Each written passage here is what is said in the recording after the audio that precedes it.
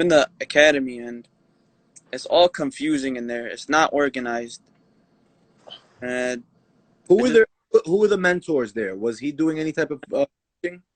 we had Shiv as a mentor, Mhm. Shiv Vashani, who's some Indian guy, and then Weiss, his brother. I don't. West? Yeah, West? yeah, West Trades, Mm-hmm. and That the work because there's a video. I'm sorry to cut you off, but yeah.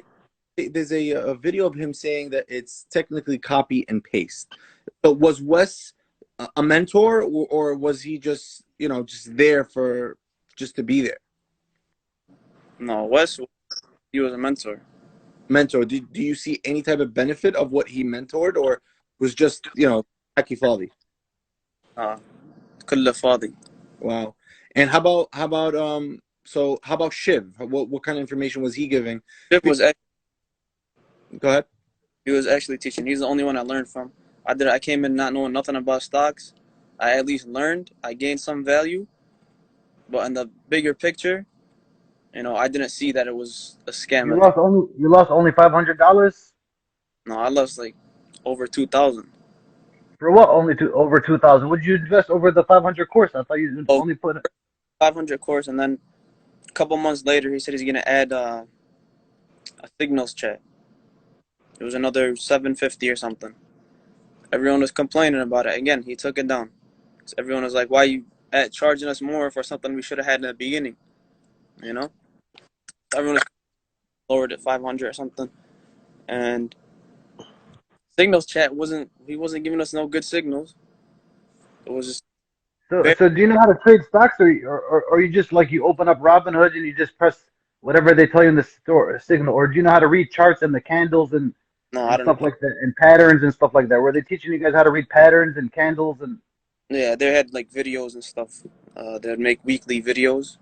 You click on the new updated video, learn it, and study it and stuff. Then go on The to that. problem, yeah, Sheikh Muhammad, if you don't have no knowledge about something, how can you teach it? Yeah, and the thing is, he wasn't. Jay didn't teach nothing. It was all Because he shit. has no knowledge. He has no knowledge. That was the someone he hired, and then later down, when problems started coming up, they weren't. He wasn't paying Shiv, and Shiv ended up splitting up. He left him. And when I went to the live class, the video that he said he promised he was going to teach us something that was going to, I think we were going to gain some type of special knowledge or something.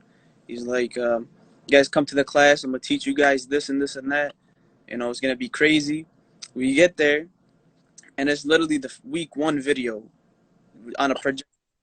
He's not even talking. I'm just sitting there. I slept. I literally slept through the thing. I was like, what is this stuff? Was Shiv there at the castle? Yeah, Shiv was there. We, Jay was there. And the other guy, I forgot who the other mentor was. I forgot his name. But How about what's your opinion of Joe Hajjaj? Joe Hajjaj,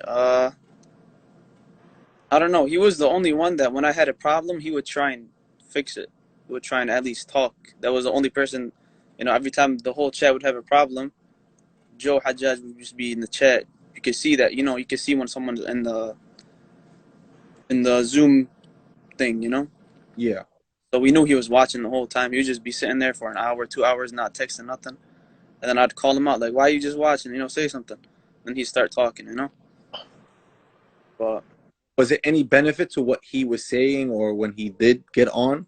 he would promise, okay, yeah, I'm going to talk to Jay about this. I'm going to do this and this and that. Well, Jay would never talk about it. He'd come on live one time. He'd say something and repeat, not address the problems that we talked about. And I have then a question, yeah. I have a question, yeah, Sheikh Muhammad. Brother. How long did you and the guy from the funeral homes? I keep forgetting his name. What's his name? Noor. Noor. How long did you guys know him? How long did you and Noor know Jay Mazini before you guys invested in him and went along with him? Like, how long did you guys know him each? I just listened to the last live, but the Noor was working with Jbara before he brought his friends into the predicament. mm, So apparently, what we're hearing now, and like, again, I can't get into detail because of the court case, but what we're hearing is he owed people in Chicago, his own people, his own family members, in Chicago, millions of dollars. Wow. When that money ran out, he needed a new victim. He couldn't Wow. he couldn't attack anybody from Jersey anymore because everybody was kind of on to him. His own family members were also on to him and whatnot, but it's still his family. So he came to an Islamic convention in Brooklyn, and he met Noor. And at the beginning, whatever money he invested with Noor's own money, this is Noor's recollection of the accounts, was very minimum, anywhere from $50 to $150, 150. Wow. And he saw residuals of that. So Noor didn't jump in. Noor didn't bring us into the picture until a year later of that. But we jumped. Me personally, I jumped in around November of 2019. Yeah. Yeah, and the falling out didn't happen until like June, August Yeah. of 2020. So let me tell you this: when I was at the live class, he promised first off he'd pay for flights and hotel. He didn't pay for that. He didn't subsidize it. Subsidize it. Where are you from? What state are you from? Michigan. Oh, subhanallah, he came. No, I went to New York. What a haywan. Yeah. So he said he was gonna. That he didn't take care of it, and then when we were there, he was doing giveaways. Usually, you see him on his Instagram giving 10, 20, 30. Generous guy, right? We get to the live, you're gonna expect him. He starts giving away $1,000 each, and me, that was already just a red flag. Why is he only giving 1,000 to loyal people that actually flew out to him? That was there was a lot of red flags, but that was another one where I was like, oh, this guy's BS. He's bullshitting. And then with his clothing, I ordered his clothes. I already knew he was a scammer. I just wanted to do that. He's promising so much money. I just risked it. I said, okay. Did he ever bring you on live with the clothing line to say that you won? No, he never did that.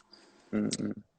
But did you actually make the cut? Remember, because he was making these allegations. Oh, the first 200 people. Do you think that you those 200 people? Yeah, I definitely made it. I was one of the first. Wow. And how much on that?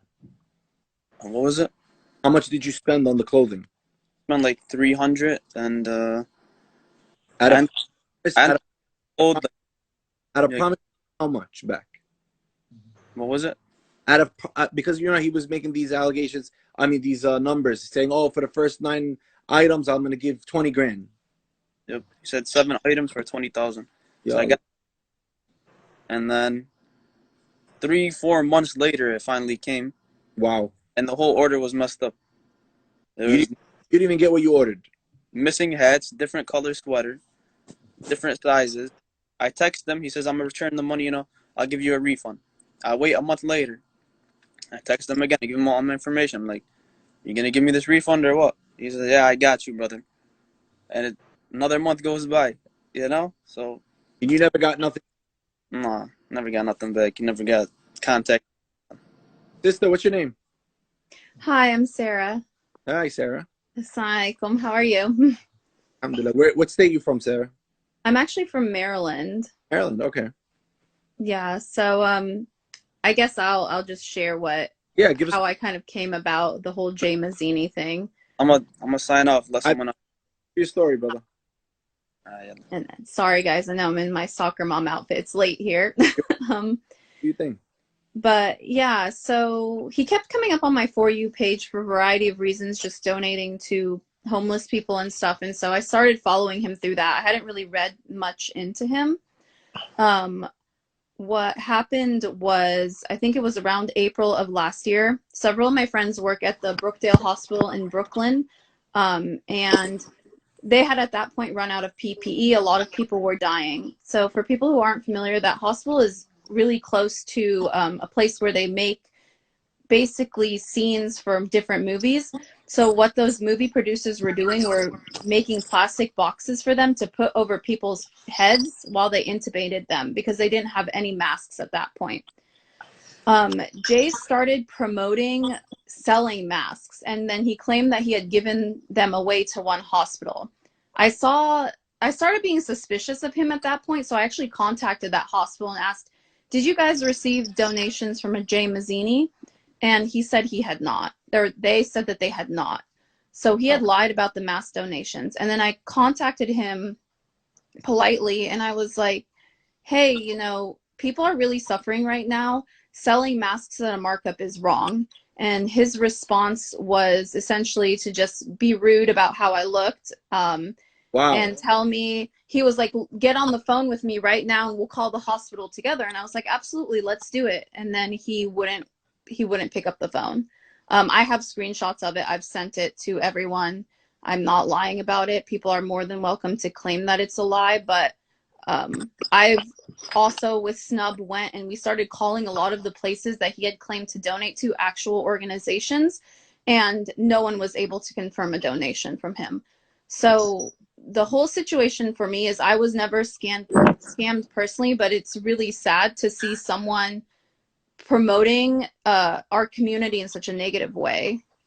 Yeah. So that's all I really have to say about it. Again, I don't care if people say I'm lying and what I'm saying isn't true. It's 100% true. I have the evidence for it, and it's just very unfortunate. Because it's a pattern. Once you see a pattern, everybody that comes out of the woodworks is a trustworthy source, or the majority of the people that come out, because Yeah. his connection with Noor was through an Islamic convention that needed and he supposedly gave a $35,000 check that never cleared. Yeah, and just clout. That's all he wanted to do, is just build a particular platform where he can be seen and he can, you know, and he can gain the trust of people and whatnot. You know, because of our faith and the fact that people use Islam and whatnot. We especially with our own kind, we become trustworthy and whatnot. But this is what this idiot has done, is he's destroyed basically that element of goodness that we share amongst an Islamic community. Nobody's ever going to trust anybody anymore because of, even though these people, you see how you have to defend yourself and say I have messages. That shouldn't be the case, because there's a path. We shouldn't have to ask you for that proof. We should already see behind his lies. But because everybody's lying now and everybody's, and there's no trust, there's nothing. It's disgusting. He's made the world a gloomier place that more than it already is. yeah, and that's all I really had to say. Like I said, I see a lot of like rude comments on the back, and you guys are fine to comment like that. No, I'm out there living, trying to be a good person.